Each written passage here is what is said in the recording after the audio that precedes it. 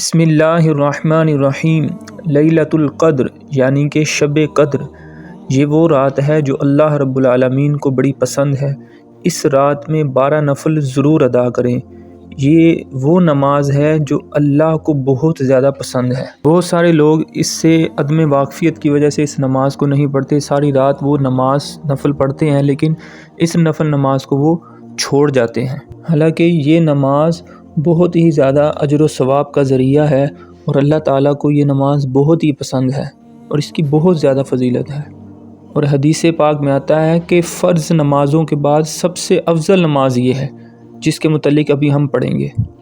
تو آپ نے کوشش یہ کرنی ہے کہ آپ نے لیلۃ القدر میں ان 12 رکعتوں کو ضرور ادا کرنا ہے۔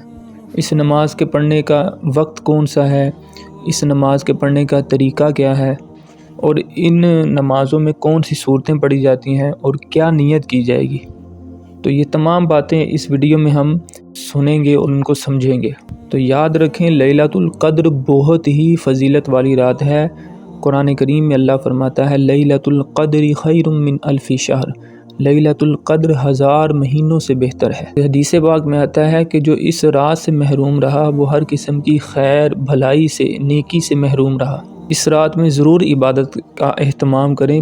اس رات میں جتنی بھی عبادات ہیں، لائک قرآن پڑھنا، درود شریف پڑھنا، نماز پڑھنا، اس میں کوئی شک نہیں ہے، لیکن اس کے ساتھ ساتھ آپ ان 12 رکعتوں کو بھی ادا کرنے کی ضرور کوشش کریں۔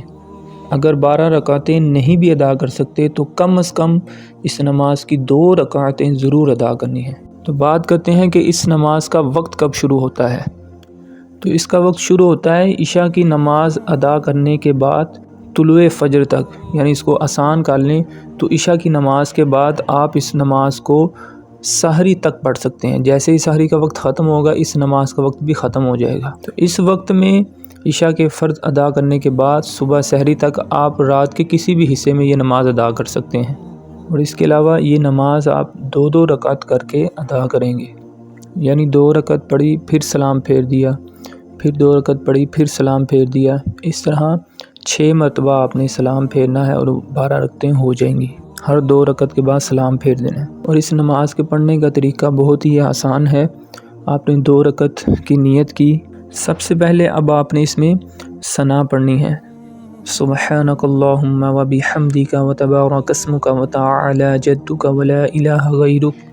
اس کے بعد تعوذ، تسمیہ، پھر سورہ فاتحہ پڑھیں گے الحمدللہ، پھر اس کے بعد کوئی سورت ملائیں گے اور پھر رکوع میں جائیں گے، رکوع سے اٹھیں گے، پھر سجدے میں جائیں گے، 2 سجدے کر کے آپ اٹھ جائیں گے۔ اب آپ نے ثنا نہیں پڑھنی بلکہ بسم اللہ الرحمن الرحیم پڑھیں گے، سورہ فاتحہ پڑھیں گے اور کوئی سورت ملائیں گے، پھر رکوع کریں گے، رکوع سے اٹھیں گے، 2 سجدے کریں گے، بیٹھ جائیں گے اور تشہد پڑھ کے درود پاک دعا پڑھ کے ہم دائیں بائیں جانب سلام پھیر دیں گے، 2 رکعتیں مکمل ہوگی۔ اس میں صورتیں پڑھنے کی کوئی تخصیص ہے تو ایسا ہرگز نہیں ہے، جس کو جو بھی صورتیں آسانی ہے، یاد ہیں، وہ آسانی کے ساتھ ان کو نماز میں پڑھ سکتے ہیں تو ان صورتوں کو پڑھیں۔ اگر کسی کو زیادہ صورتیں نہیں آتی، صرف ایک ہی صورت آتی ہے، جیسے سورہ کوثر آتی ہے یا پھر سورہ اخلاص ہی صرف آتی ہے، تو وہ اسی ایک صورت کو ہی پڑھ لیں تو بھی یہ نماز ادا ہو جائے گی اور اس کا ثواب بھی ملے گا۔ بات کرتے ہیں اس نماز کی نیت کیا ہے۔ تو نیت بیسیکلی دل کے ارادے کو کہتے ہیں۔ دل میں آپ کے ارادہ ہے میں نماز پڑھ رہا ہوں تو وہی آپ کی نیت ہے۔ زبان سے کہہ لینا بھی مستحب ہے، اچھا عمل ہے۔ تو اب نیت کرنی کیا ہے؟ نیت اس میں کرنی ہے تہجد کی نماز کی۔ جی ہاں، یہ اصل میں نماز کون سی ہے جس کے بارے میں ابھی تک ساری ویڈیو میں بتایا گیا ہے، وہ تہجد کی نماز ہے اور یہ اللہ تعالیٰ کو بہت پسند ہے۔ یہ نماز بندے کو گناہوں سے بچاتی ہے، اللہ تعالیٰ کے قریب کرتی ہے اور بندہ اپنے گناہوں پر شرمندہ ہوتا ہے۔ اور اس نماز کی اتنی برکت ہے کہ اس نماز کو ادا کرنے سے بندہ دل میں یہ ارادہ کر لیتا ہے کہ اب میں گناہوں سے ضرور بچوں گا۔ اور اس کا افضل وقت جو ہے وہ رات کا آخری حصہ ہے، یعنی سحری کے وقت آپ اس نماز کو ادا کریں تو زیادہ ثواب ہے۔ اگر بالفرض اس سے پہلے ہی کوئی عشاء کی نماز ادا کر کے سویا، تراویح وغیرہ پڑھ کے، اور اس کی آنکھ 1 بجے کھل گئی یا 12 بجے وہ اٹھا یا 11 بجے اٹھا، تو تب اس نے اس نماز کو ادا کر لیا تو پھر بھی ادا ہو جائے گی، ثواب ملے گا۔ تو نبی صلی اللہ علیہ وآلہ وسلم سے 8 رکعتیں بھی ثابت ہیں۔ آپ سے جتنا آسانی سے ادا کیے جا سکیں آپ اتنی ہی زیادہ سے زیادہ ادا کریں۔